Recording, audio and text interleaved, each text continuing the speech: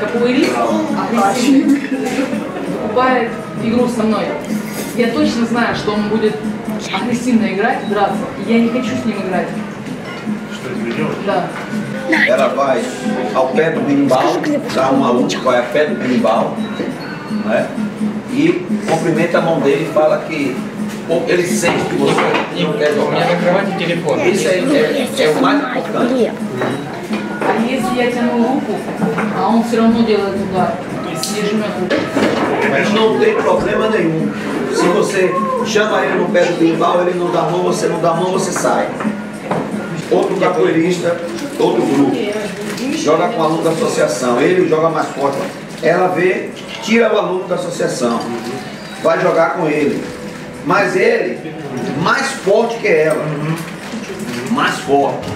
Ela vai jogar com ele, sempre mostrando os movimentos saindo e nunca atacando, porque ele é mais forte.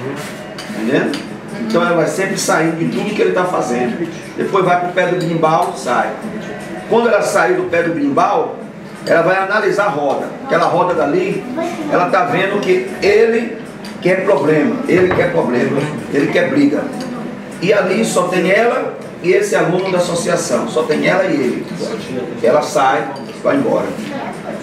Exemplo, um simples exemplo, por exemplo. Aqui tem outros grupos, não é? Tem outros grupos. Eu vou visitar esse grupo, Mestre Bamba, sozinho. Vou visitar esse grupo.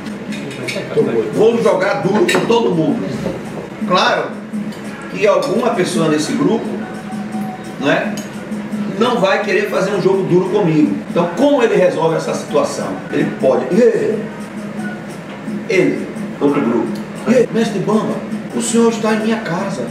Nós não temos capoeira, grande potencial capoeira. Se o senhor continuar, nós vamos parar, porque não vamos jogar mais. Não tem condição. Queremos jogar, mas dessa forma não temos condições de jogar. O senhor é um grande mestre. O que o senhor vai fazer? O que o senhor decide? Pronto. E a internet está todo mundo filmando o que eu estou falando. Não é? Lá, visitar esse grupo. Não é? O mestre lá do Brasil vai ver vídeo. Vai ver.